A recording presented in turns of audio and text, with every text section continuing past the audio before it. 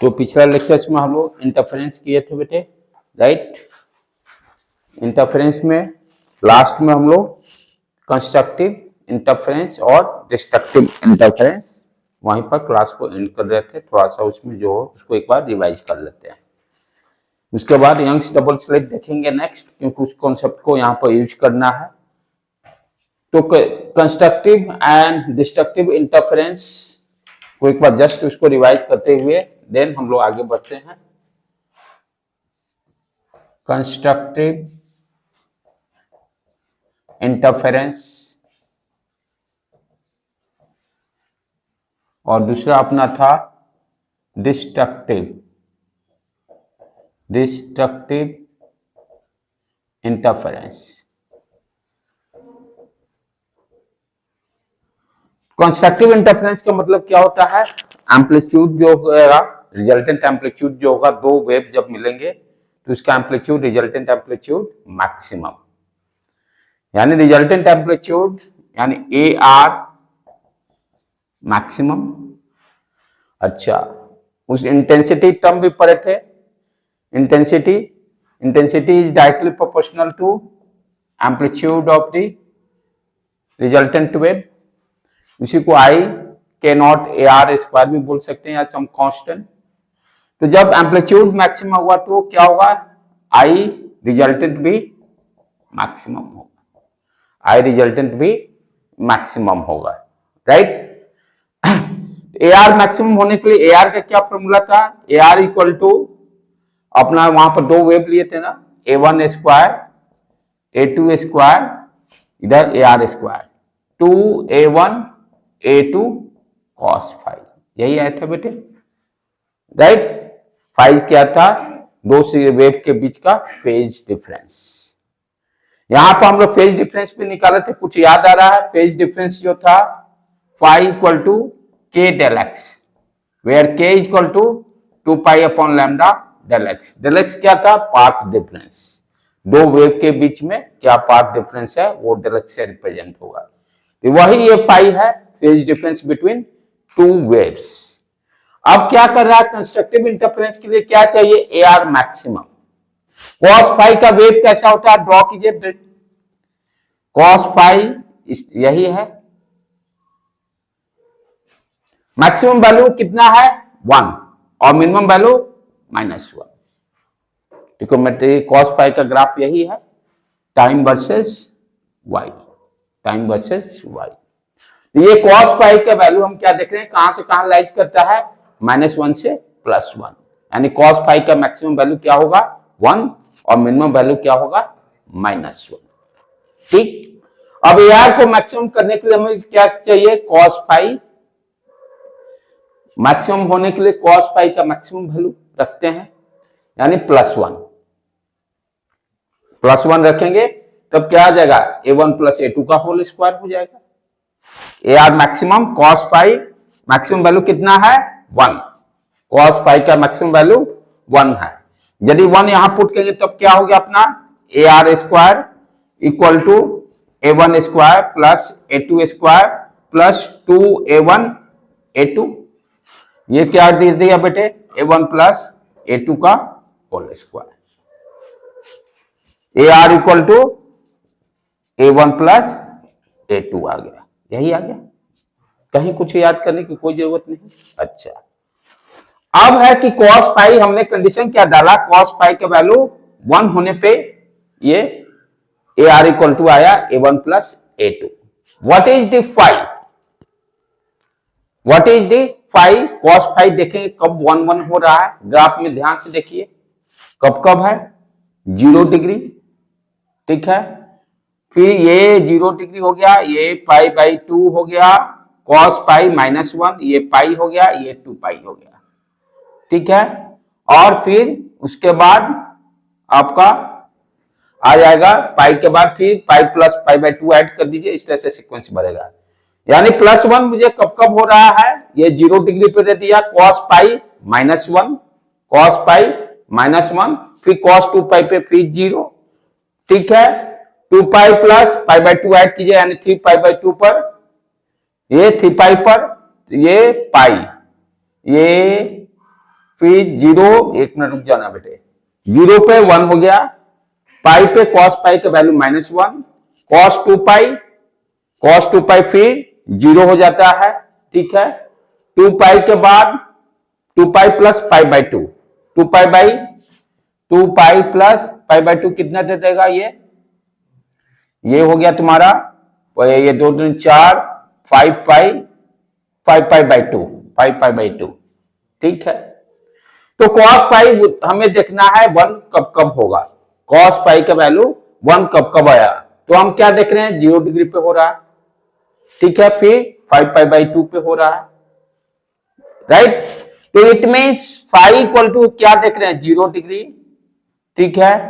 फिर 5 पाई बाई 2 पे 0 हो रहा है, 1 हो गया, लाइक दैट। अब इसको हम वहां पुट करके देखें, ठीक है, उसको वहां पुट करेंगे तो क्या आ गया मेरा फाई का रिलेशन क्या आ जाएगा, यदि 0 पुट करेंगे तो del x equal to 0, del x equal to 0। अच्छा, उसके बाद फिर ये आपका डेल एक्स के जगह पर फिर बीच में एक और आएगा, हम लोग कुछ मिस कर रहे हैं, एक बार रुक जाओ देख लेने दो मुझे, कोई पॉइंट यहां पर मिस हो रहा है, एंगल वाला, phi cos phi 0 degree, cos 2 पाई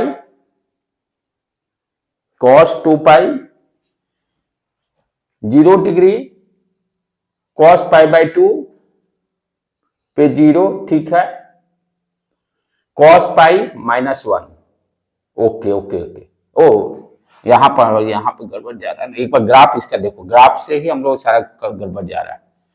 ये हो गया कॉस पाई का ग्राफ, इस तरह से जाता है, ये थोड़ा इलाज कर देते हैं क्योंकि यहीं से सारा कंफ्यूजन हो रहा है।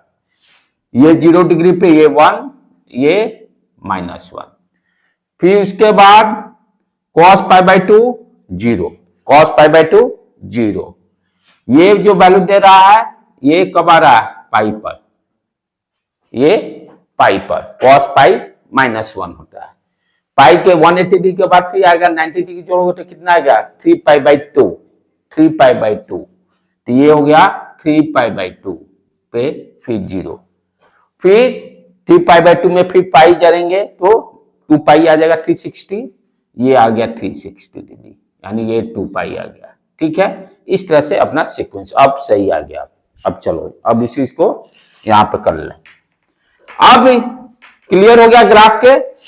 अब cos पाई 1 कब कब हो रहा है उस चीज को देख ले हम लोग, cos पाई 1 कब कब हो रहा है, 0 डिग्री पर है, फिर 2 पाई पर है 1, फिर यहां सीधा 1, 2 पाई पे आ गया, ठीक है। तो it means del x equal to, यानी फाई कब कब 1 हो जा रहा है,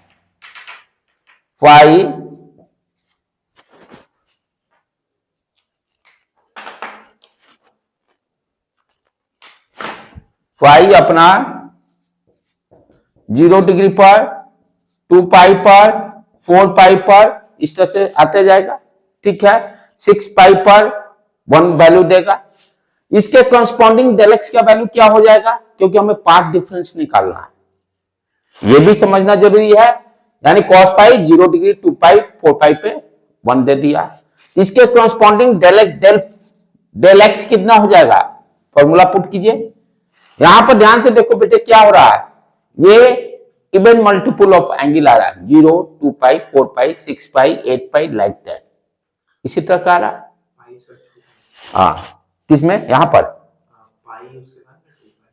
नहीं, पाई पे तो -1 है ना, पाई पे तो -1 है, वो तो आएगा ही, यानी even multiple 0, 2 pi, 4 pi, 6 pi, 8 pi, like that, 10 pi, ठीक है। इसके करस्पॉन्डिंग डेल एक्स क्या हो जाएगा, डेल एक्स इक्वल टू क्या, फाई लैम्डा, यहां देखो phi equal to 2 pi upon lambda del X, तो यहां पर हम क्या देख रहे हैं 2 का मल्टीपल आ रहा है, यानी वी कैन राइट, इसको जनरलाइज यदि हम लिखें तो we can say 2m pi, where m equal to 0 degree, m equal to 1 2 pi, m equal to 2 4 pi, यानी m का वैल्यू रखते जाएंगे, सारे वैल्यू मिलते जाएंगे जनरलाइज फॉर्म में, we can write here 2m pi equal to 2 pi upon lambda del X.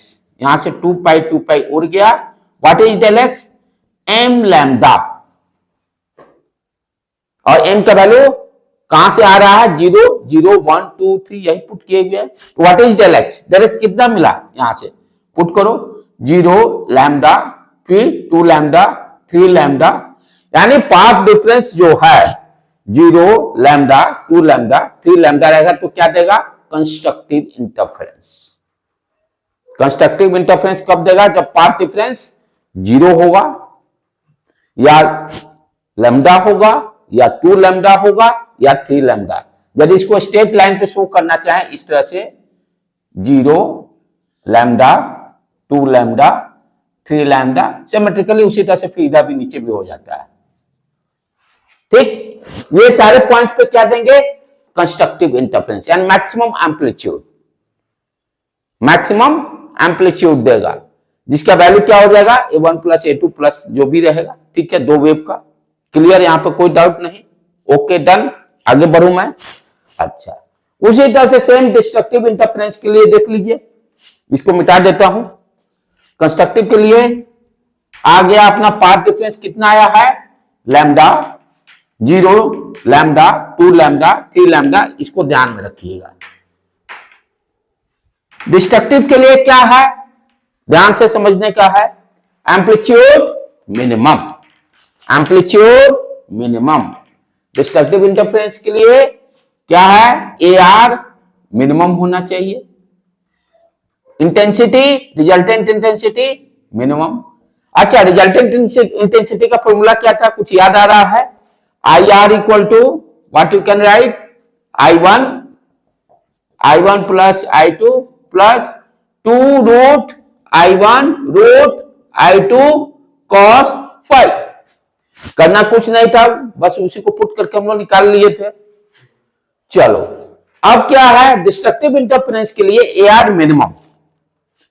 तो AR square क्या है अपना? AR square equal to A1 square A2 square 2A1 A2 cos phi।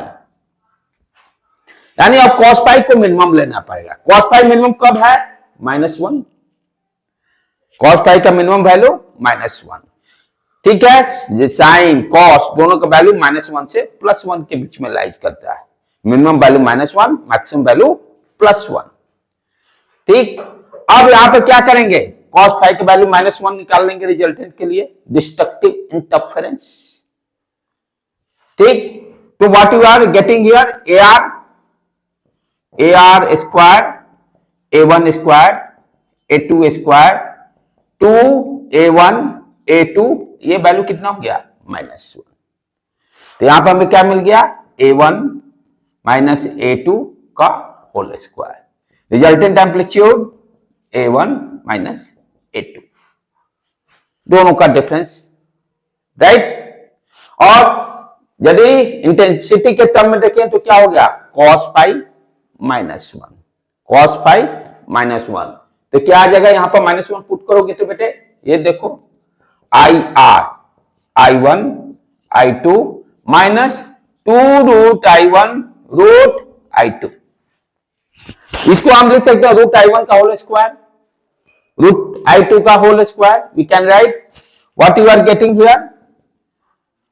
इधर क्या इसको हम लिख सकते हैं? रूट I1 का होल स्क्वायर रूट I2 का whole square minus 2 root I1 root I2, यही आएगा। यानी इधर इधर तो ठीक है ना, IR रिजल्टेंट ये क्या दे देगा? Root I1 minus root I2 का होल स्क्वायर, इस तरह का आ जाएगा। ठीक है, तो चले आ जाए पाथ डिफरेंस पे फोकस कर ले हम लोग। पाथ डिफरेंस क्या होगा? तो पहले फेज डिफरेंस निकालें। cos phi -1 कब कब हो रहा है? ध्यान से देखो ग्राफ में। cos phi -1 कब से कब कब हो रहा है? पाई पर। ठीक है, पाई के बाद फिर आएगा यहां 3 पाई, पाई 3 पाई 5 पाई, यानी पाई का वैल्यू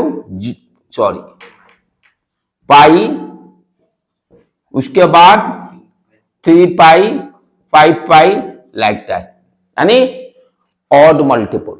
वहां इवन मल्टीपल था, यहां ऑड मल्टीपल आ रहा है। तो इस जनरलाइज को हम इस तरह से भी लिख सकते हैं, ए 2m + 1 इंटू पाई। तो आप चेक कर लेते हैं, m इक्वल टू 0 पुट करें, पाई मिल गया। m इक्वल टू 1 पुट करें, 3 पाई मिल गया। m इक्वल टू 2 पुट करें, 5 पाई। ठीक है, अब वहां से डेल एक्स कैलकुलेट करेंगे, 2 पाई अपॉन लैम्डा। ये पाई क्या है, 2 pi upon lambda into del X. यहां से पाई पाई उड़ गया, डेल एक्स क्या मिल गया, 2m + 1 लैम्डा बाई 2। और m का वैल्यू क्या क्या क्या पुट करें, 0 1 2 3 पुट करके देख लेते हैं क्या क्या आ रहा है। 0 पुट करेंगे तो लैम्डा बाई 2, 1 पुट करेंगे तो 3 लैम्डा बाई 2, फिर 1 पुट किया ना, 2 पुट करो तो 4 + 5 लैम्डा बाई 2। यानी हम लोग क्या देख रहे हैं, odd multiple of 1 lambda by 2 बोल सकते हैं ना, odd multiple of lambda by 2। वहां क्या था, एन लैम्डा, एम लैम्डा आया था, M lambda. Path difference constructive में एम लैम्डा, कंस्ट्रक्टिव के लिए पार्ट डिफरेंस डेल एक्स जो आया था एम लैम्डा, यानी कहने में लैम्डा, ये देखो 0 लैम्डा 2 लैम्डा 3 लैम्डा। यहां से देखो तो लैम्डा बाई 2 किसके बीच में, 0 लैम्डा बाई 2 के बीच में पड़ रहा है, डिस्ट्रक्टिव इंटरफेरेंस। फिर देखो 3 lambda by 2, lambda by 2 lambda by 2 के बीच में डिस्ट्रक्टिव इंटरफेरेंस। तो इस तरह से हम याद भी रख सकते हैं, कहां कहां कंस्ट्रक्टिव 0, फिर 2 0 पर पड़ रहा है, 0 lambda 3 lambda 4 lambda 5 lambda, 0 lambda के बीच में लैम्डा बाई 2, लैम्डा और 2 लैम्डा के बीच में 3 लैम्डा बाई 2। तो इस तरह से हम, और या वर्ड में रखें तो del x equal to M lambda, और ये लैम्डा बाई 2 का ऑड मल्टीपल। और यदि कुछ भूल गए, ये मान लो एम प्लस क्या हुआ, ये तो सटीक रहेगा, 0 लैम्डा 2 लैम्डा 3 लैम्डा 4 लैम्डा पे कंस्ट्रक्टिव इंटरफेरेंस और उसके बीच में डिस्ट्रक्टिव इंटरफेरेंस। ठीक है बेटे, ये सारे कॉन्सेप्ट हम लोग देखे थे। अब आ जाए हम लोग अपना next, Young's double slit, that is very very important, उसको हम लोग स्टार्ट करें। तो आज का अपना हेडिंग रहा, ये तो पहले भी कर चुके हैं, इस कॉन्सेप्ट को यहां पर यूज करेंगे। जिसको ये नहीं पड़ेगा यंग्स डबल स्लिट कभी नहीं समझ में आएगा, जब तक इंटरफेरेंस नहीं पड़ेगा तब तक यंग्स डबल स्लिट समझने का कोई चांस नहीं।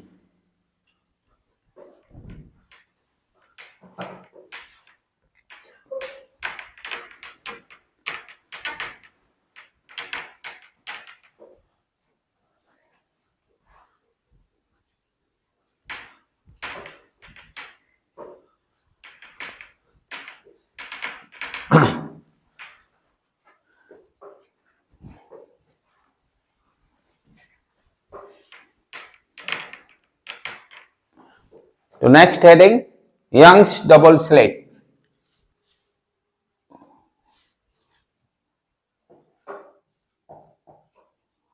यंग्स डबल स्लिट इस वेब ऑप्टिक्स में सबसे इंपॉर्टेंट टॉपिक यही है। अभी तक तो जो कॉन्सेप्ट सीखे ही हैं, यंग्स डबल स्लिट से बराबर क्वेश्चन से आएंगे। डेरिवेशन दो वहां पर, रिफ्लेक्शन का, रिफ्रैक्शन का, और यंग्स डबल स्लिट। यहां से 100% नीट में भी एक क्वेश्चन रहेगा, 100% न्यूमेरिकल एक क्वेश्चन नीट में भी रहेगा और बोर्ड एग्जाम में भी रहेगा। यंग्स डबल स्लिट एक्सपेरिमेंट,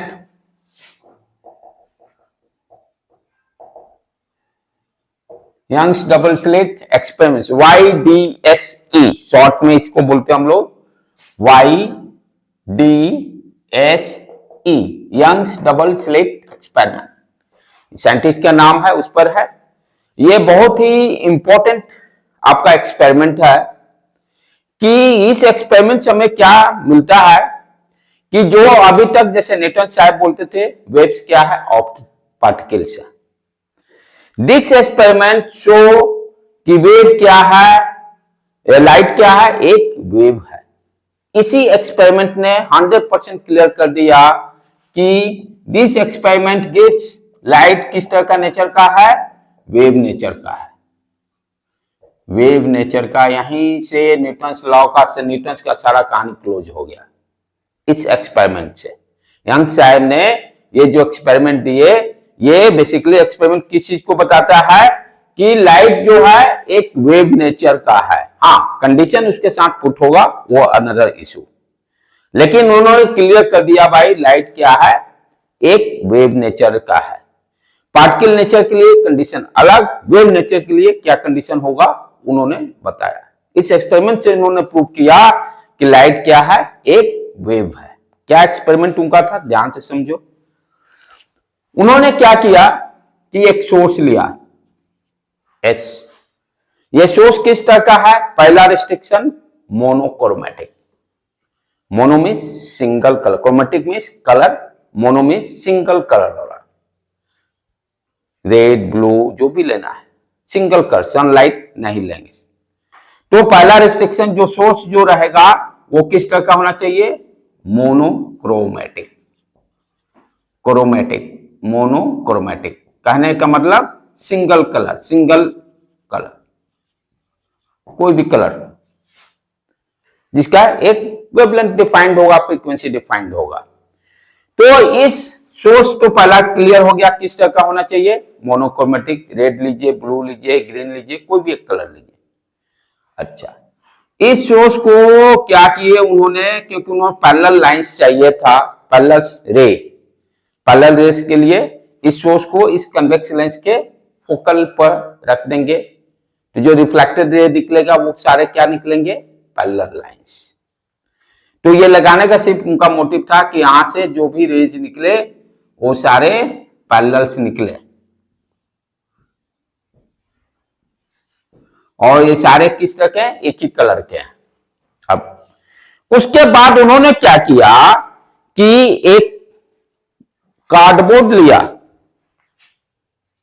ये सारे लाइट इस कार्डबोर्ड पे फॉल करेगा, लेकिन ध्यान से समझने का है। इस कार्डबोर्ड में उन्होंने क्या किया, ये पैरेलल लाइंस इस पर जाएगी, लेकिन उन्होंने क्या किया, बहुत पतला सा, बहुत विथ बहुत वेरी वेरी स्मॉल कंडीशन। दूसरा कंडीशन क्या होगा, जो यहां पर हम चाकू से इसको सीधा लाइन इसको छेद करेंगे इस कार्डबोर्ड का, उसका थिकनेस वेरी वेरी स्मॉल, क्योंकि मोनोक्रोमेटिक लाइट का वेवलेंथ किस रेंज में है, 4000 एंगस्ट्रम से लेकर 8000 एंगस्ट्रम के बीच में। एंगस्ट्रम करने का मतलब 10⁻⁻10 मीटर, 10⁻⁻10 मीटर।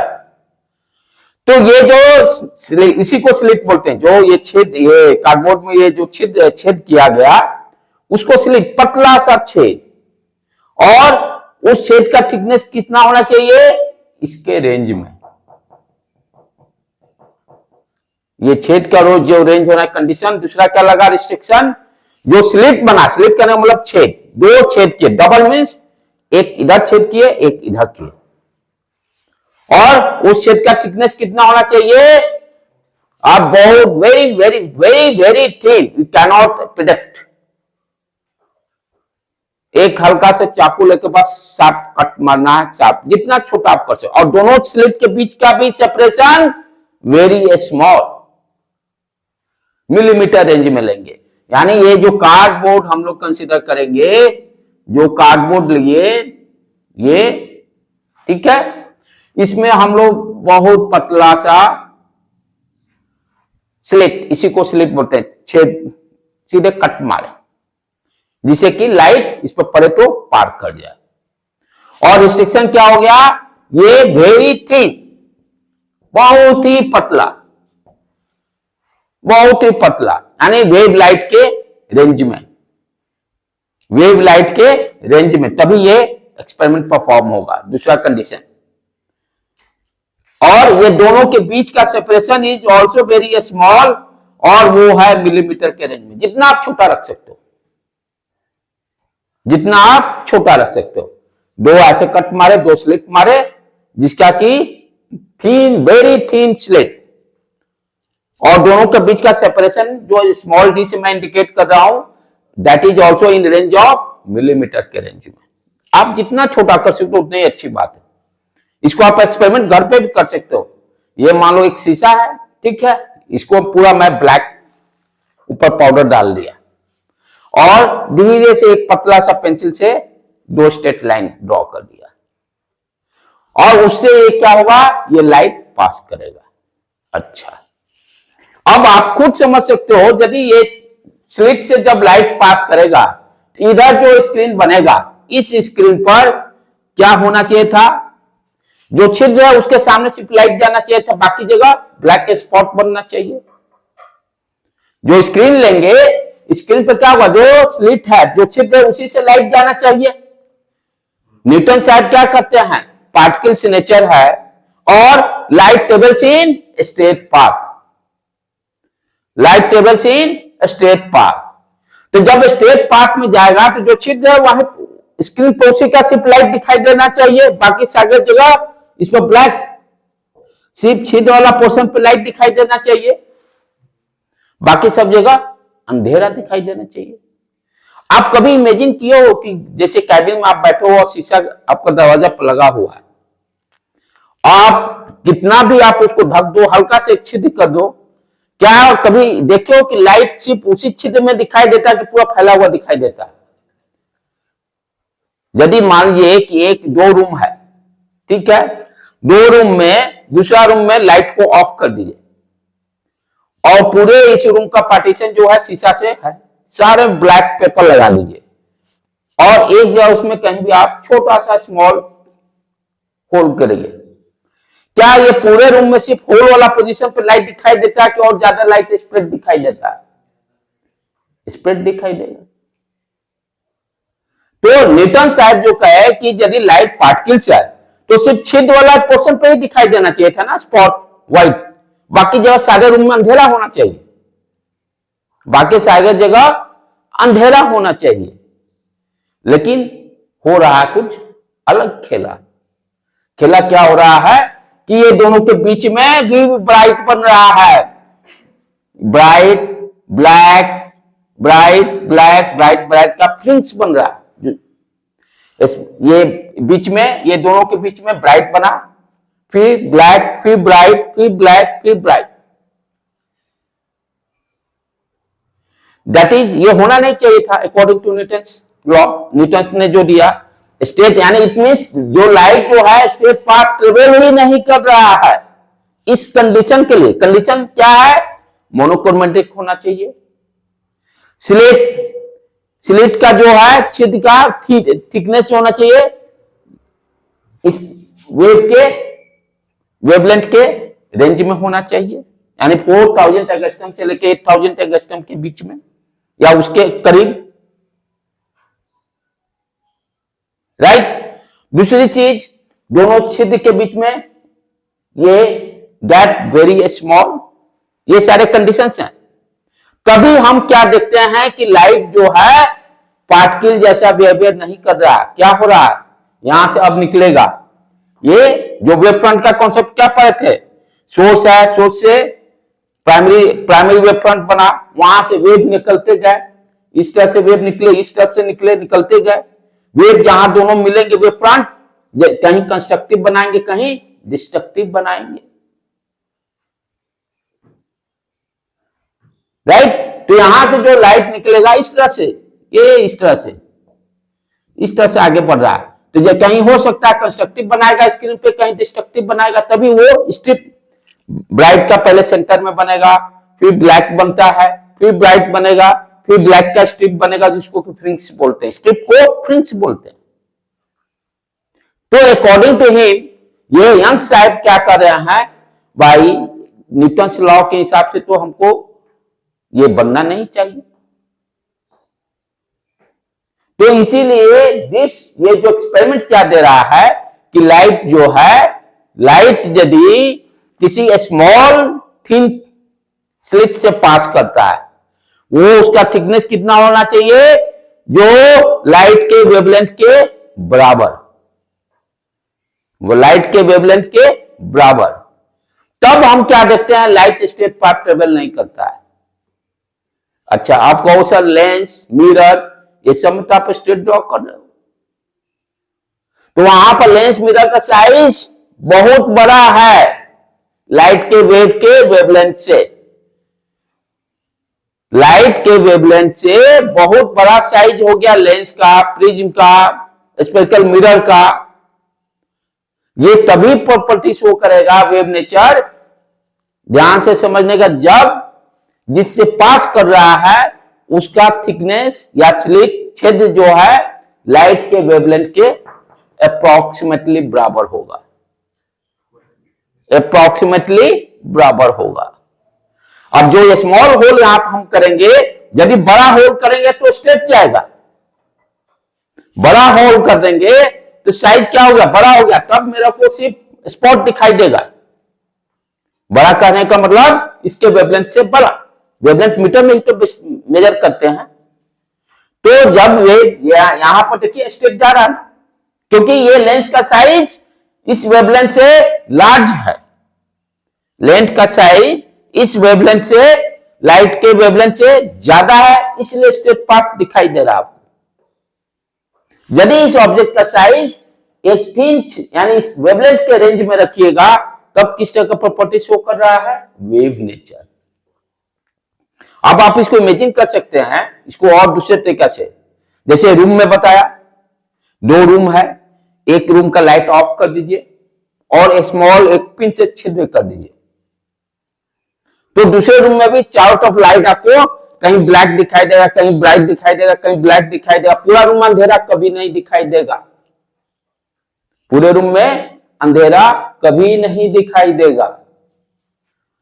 वो क्या हो रहा है, वेव फ्रंट का वेव जैसा नेचर है ना, ये छिद्र से निकला है, वो क्या करेगा, सेकेंडरी सोर्स जैसा काम कर देगा।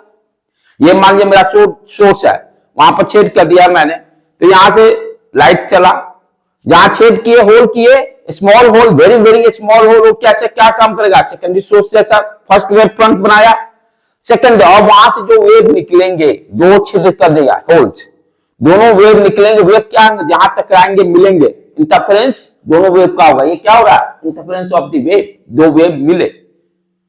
यदि ये दोनों वेव मिलते हैं जहां कंस्ट्रक्टिव करने मतलब जहां पर पाथ डिफरेंस 0 लैम्डा, 2 लैम्डा हो, 3 लैम्डा हो, वहां पर कंस्ट्रक्टिव। जहां पर 2 वेव मिल रहे हैं जिसका कि पाथ डिफरेंस λ/2, 3 λ/2, 5 λ/2 होगा, वहां डिस्ट्रक्टिव बनेगा।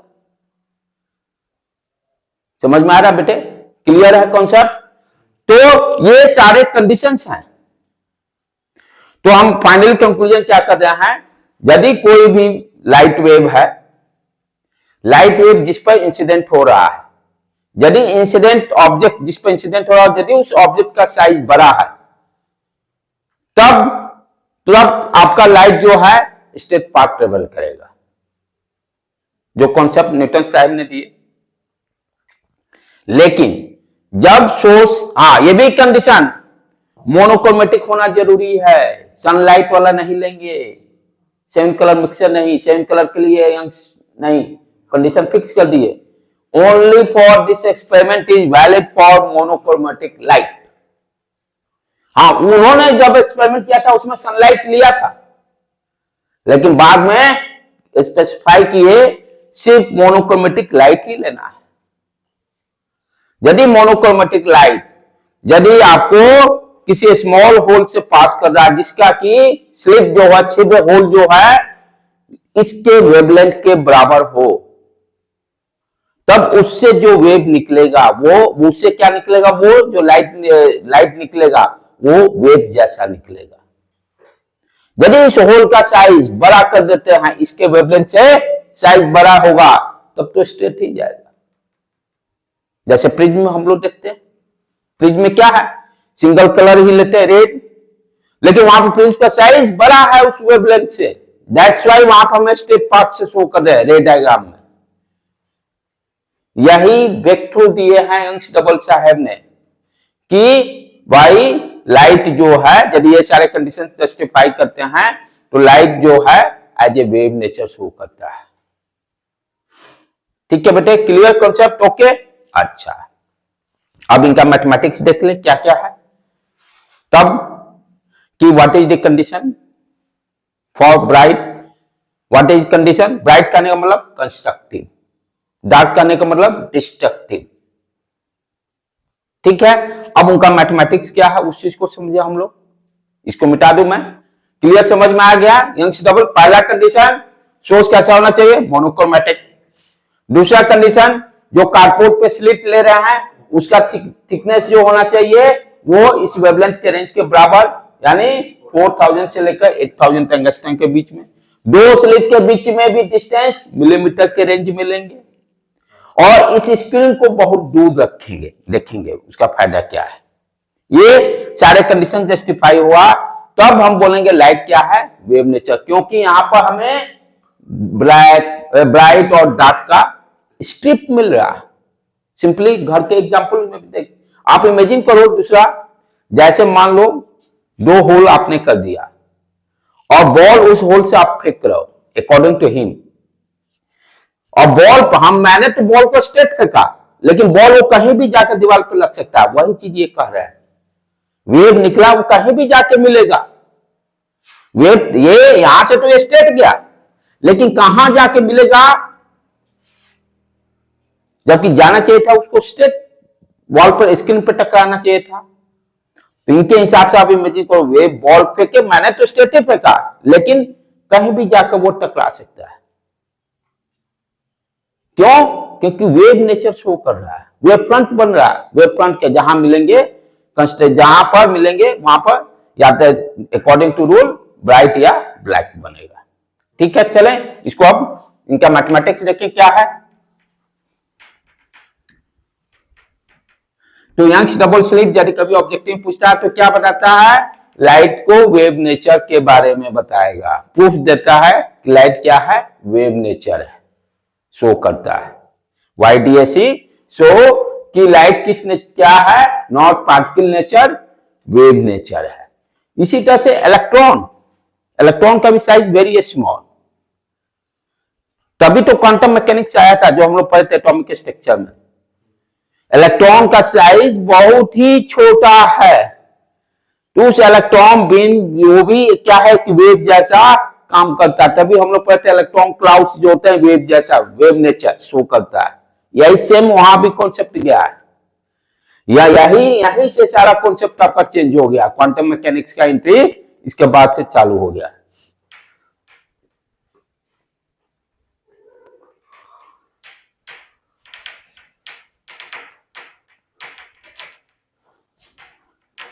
अब ये इनका डेरिवेशन क्या है उस चीज को हम लोग देखें। अब ये क्या किए, देखो ये जो स्लिट मैंने कट किया, इस स्लिट को मैंने इस तरह से रख दिया। यहां पर आपको छोटा सा होल दिखाई देगा, यहां छोटा सा होल, ये इस तरह से है। यहां से देखिएगा फ्रंट व्यू, एक छोटा सा होल दिखाई देगा आपको। इसको S1 दे दी, और दूसरा भी जो स्ट्रिप है यहां से देखिएगा तो आपको S2 छोटा सा दिखाई देगा। दोनों कोहेरेंट भी है, वो सारा कंडीशन मोनोक्रोमेटिक भी है। ये अब यहां पर क्या हुआ, ये लेंस से ये सोर्स, एक्चुअल में ये सोर्स हुआ, यहां लेंस हो गया, इस चीज को आप छोड़ दिए, ये लाइट यहां पहुंचा इस तरह से, राइट। ठीक है, किस तरह का है, मोनोक्रोमेटिक लाइट।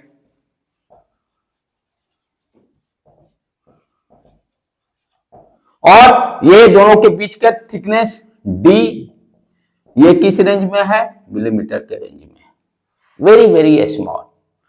और स्क्रीन को वी कैन इमेजिन बहुत दूर मैंने रखा है, फार डिस्टेंस पर। स्क्रीन जो रखा फार डिस्टेंस पर मैंने रखा, ठीक। अब यहां से क्या होगा, हमें क्या देखना है कि ये दोनों के बीच में एक्सपेरिमेंट जो देखा गया, जो सेंट्रल लाइन होगा, ये सेंट्रल लाइन है, this is your central line, यानी D/2, ये D/2, ये D/2। अब यहां से जो वेव निकलेगा ये दोनों जगह से, तो आप ध्यान से देखोगे इस पॉइंट पे जहां जब मीट करता है,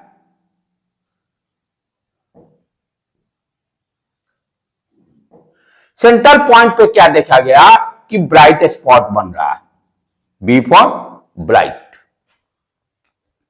ठीक। ब्राइट बनने का मतलब पहला कंडीशन क्या है, आपको याद है ना, ब्राइट के लिए डेल एक्स क्या होना चाहिए, 0 lambda 2 lambda 3 lambda like that. यानी फर्स्ट ब्राइट के लिए पाथ डिफरेंस 0। यानी कहने का मतलब यहां से ये P नाम, इसको P पॉइंट दे देता हूं मैं, और B फॉर ब्राइट। तो S1P का जो डिस्टेंस होगा और S2P का जो पाथ डिफरेंस होगा वो कितना होगा फर्स्ट ब्राइट के लिए, 0। यानी दोनों बराबर होंगे डिस्टेंस, तभी 0 होगा। ध्यान से समझने का है। ब्राइट के लिए क्या आया है, 0 लैम्डा 2 लैम्डा 3 लैम्डा 4 लैम्डा।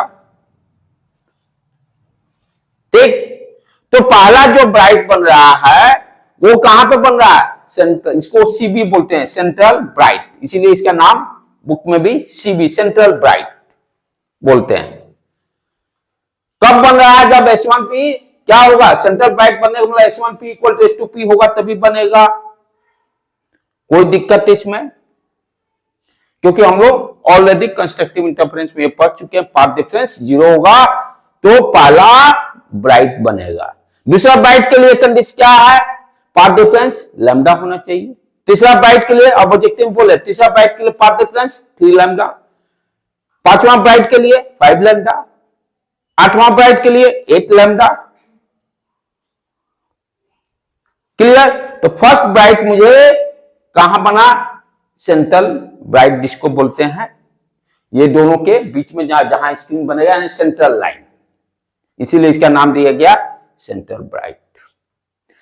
अब क्या है, मैं क्या इंटरेस्ट ले रहा हूं, अब आपसे पूछे कोई कि यहां पर अब क्या बनेगा, ये स्क्रीन है ब्लैक, ये ब्राइट ब्राइट ब्राइट ब्लैक बीच बीच में बनता जाएगा। जैसे ये पहला ब्राइट बना, फिर दूसरा ब्राइट बना 2B, ठीक है, ये सेंट्रल को 0 मान लिए, 0 सेंट्रल को, ठीक है, first bright second bright, right.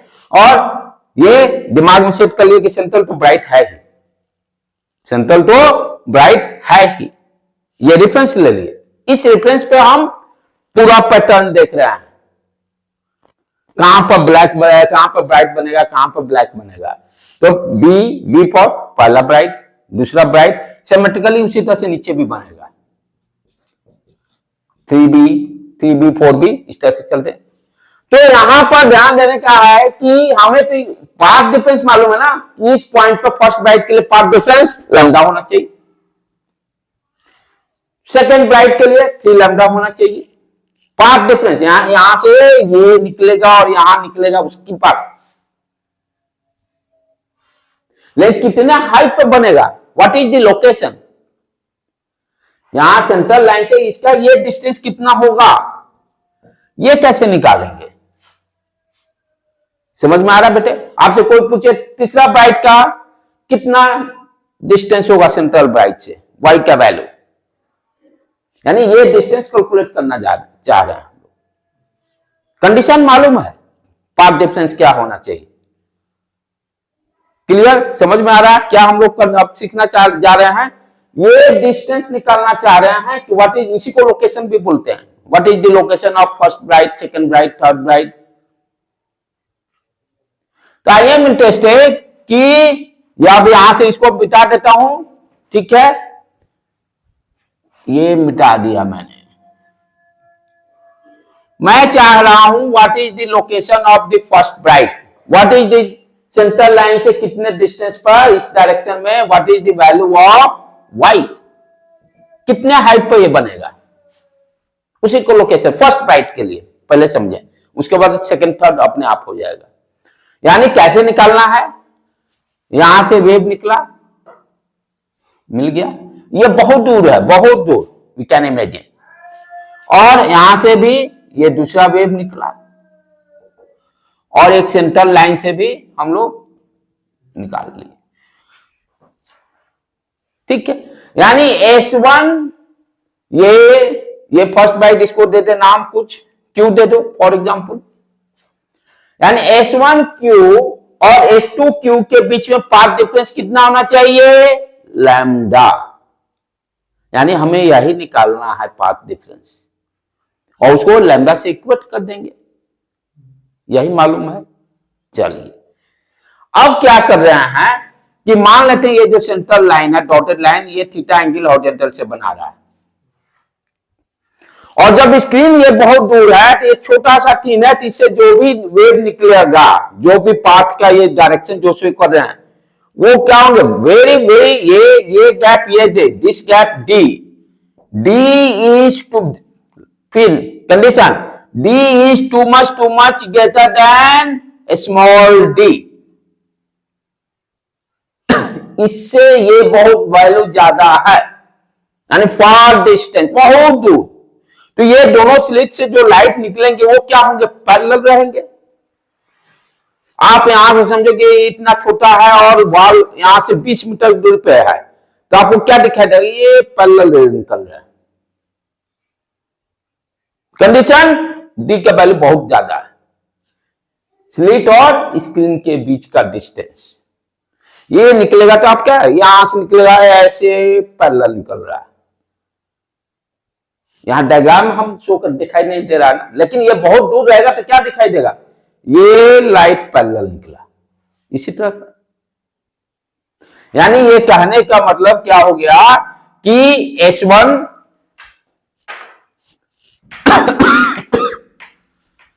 S1P S1Q S1Q S2Q, और इसका नाम कुछ दे दो, S1 S2 ये Q दे दिए, R दे देते हैं, RQ, ये सारे पैरेलल रहेंगे, पैरेलल लाइंस रहेंगे, कोई दिक्कत इसको। ये छोटा स्लिट है, स्लिट से वेव निकला, स्क्रीन बहुत दूर है, तो हमें पैरेलल लाइंस दिखाई देंगे। क्या करने जा रहे हैं, पाथ डिफरेंस निकालने जा रहे हैं, किसका, S1Q और S2Q का। एज्यूमशन की, एज्यूम क्या किए, screen is too much large distance from slit. अब ये क्या, सेंट्रल लाइन हॉरिजॉन्टल से थीटा एंगल बना रहा, तो ये भी कितना एंगल बनाएगा, थीटा बनाएगा, ये सारे थीटा बनाएंगे। अच्छा, अब यहां से देखो ये जो पैरेलल निकल रहा है, तो यहां तक तो ये तो सेम ही है, जो भी डिफरेंस यही है ना, पाथ डिफरेंस,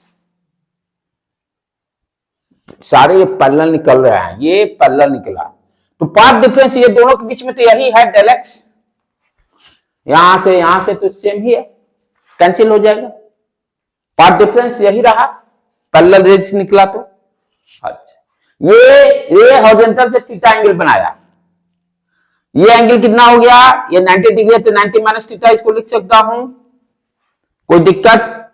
अच्छा, उसी तरह से ये एंगल, ये देखो S2T ले लेते हैं, ये S2T S1 ट्रायंगल, ये ट्रायंगल, ये ट्रायंगल, ये 90 डिग्री, ठीक है, ये 90 माइनस थीटा, ये एंगल कितना बनाया, थीटा, इसको बाहर निकाल लेते हैं, ये देखो, ये S1, ये S2, ये इस तरह से, यही है ना, ये T हो गया, ये 90 डिग्री, ये 90 माइनस थीटा, ये थीटा, ये क्या है, डेल एक्स, ये क्या है, स्मॉल डी। तो यहां पर हमें नॉन क्वांटिटी, ये डेल एक्स निकालना है, डी मालूम है, तो ये ट्रिकोमेट्रिक देखे तो ये दोनों में परपेंडिकुलर या हाइपोटेन्यूज, साइन का ट्रिकोमेट्रिक फंक्शन लग जाएगा। We can write sine theta equal to क्या हो गया, डेल एक्स अपॉन डी, लिख सकते, डेल एक्स अपॉन डी, कोई दिक्कत नहीं। अच्छा, अब डेल एक्स जो पाथ डिफरेंस है, वो पाथ डिफरेंस और फेज डिफरेंस के बीच में हमें रिलेशन भी मालूम है, ठीक है, चलो रहने दें अभी। तो डेल एक्स अपॉन डी आ गया पाथ डिफरेंस, डेल एक्स तो निकालना ही है, तो हम यहां पर हम लिख सकते हैं del x is equal to d sine theta, d sine theta, d sine theta. अच्छा, अब यहां पे क्या हो रहा है, ध्यान से समझने का है चीजें, कि ये जो दे रहा है डेल एक्स अपॉन डी, ये जो रेशियो है, ये जो रेशियो है, ये रेशियो डेल एक्स देखा जाए तो क्या किस रेंज में आ जाएगा? डेल एक्स को यदि हम लैम्डा के टर्म में लिखे तो sine theta, theta is very small, theta क्योंकि ये देखो पैरेलल है ना, बहुत ही दूर है, बहुत ही दूर है, तो बहुत दूर होने के कारण क्या होगा? Theta is very very small, theta is very very small. तो जब थीटा स्मॉल हो जाएगा तो साइन, हम जानते हैं if theta is very small, if theta is very small तो साइन थीटा अप्रोक्सीमेटली थीटा, और we can write this theta is also tan theta के बराबर भी लिख सकते हैं, कोई दिक्कत नहीं।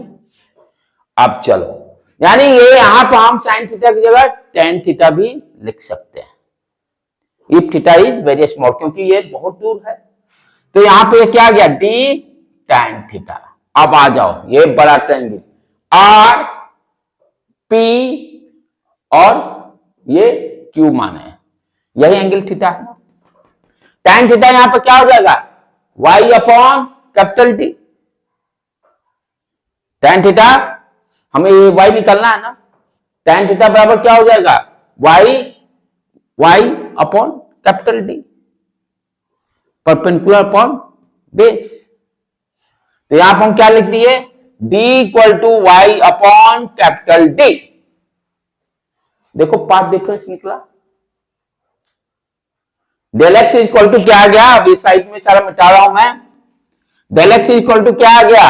Del x equal to d y divided by capital D, d divided by capital D. और फर्स्ट ये ब्राइट होने के लिए डेल एक्स का वैल्यू कितना है? लैम्डा। तो डेल एक्स की जगह लैम्डा रख सकते हैं, वाई का वैल्यू निकल जाएगा। तो first location of the first bright का क्या हो गया? डेल एक्स की जगह लैम्डा रख दें, उधर क्या आ गया? D upon capital y d y. What is the y value?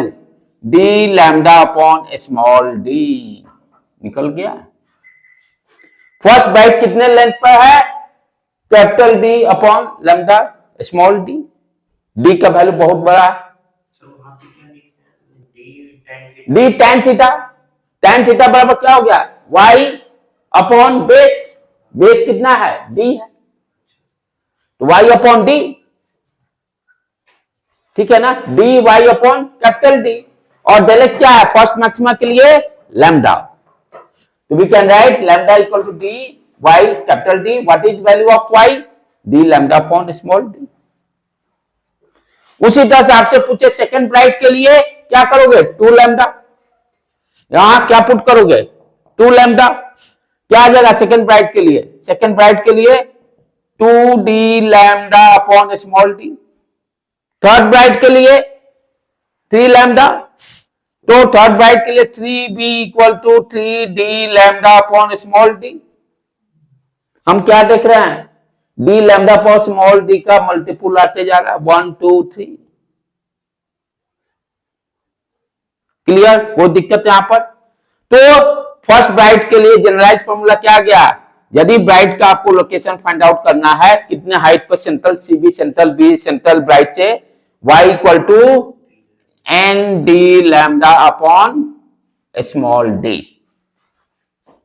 N या एम जो भी लिखना है, n equal to 1 2 3 4 5 like that. तो आपसे आपको पूछे फिफ्थ ब्राइट का क्या लोकेशन होगा? What is D? Central bright से कितने लोकेशन पे बनाएगा? 5 D lambda upon small D. ध्यान क्या क्या देना है? डी जो है मिलीमीटर रेंज में है, वेवलेंथ एंगस्ट्रम के रेंज में है। समझ में आया बेटे? ये कैपिटल डी मीटर के रेंज में रहेगा। ये सारी चीजें प्रॉब्लम्स में दिया रहेगा। स्मॉल डी जब भी दिया रहेगा तो मिलीमीटर के रेंज में देगा। और किसी वेव का किसी भी वेवलेंथ कर दे देगा, रेड ब्लू जो भी दे वो वेवलेंथ स्पेसिफाई रहेगा, लैम्डा दिया रहेगा। आपसे पूछ देगा थर्ड ब्राइट निकालिए, फोर्थ ब्राइट निकालिए। और कल वाला में देखेंगे ब्लैक के लिए क्या होगा। ब्लैक पता है इसके बीच में बनेगा, ब्लैक इसके बीच में बनेगा। ये D lambda by D lambda upon small D, तो क्या होगा डी लैम्डा बाई 2d। फिर ये इसके बीच में बनेगा, ये भी मालूम है, इसका बीच निकालते जाएंगे, उसका देख लेंगे कल हम लोग। आज यहीं पर क्लास को एंड करते हैं।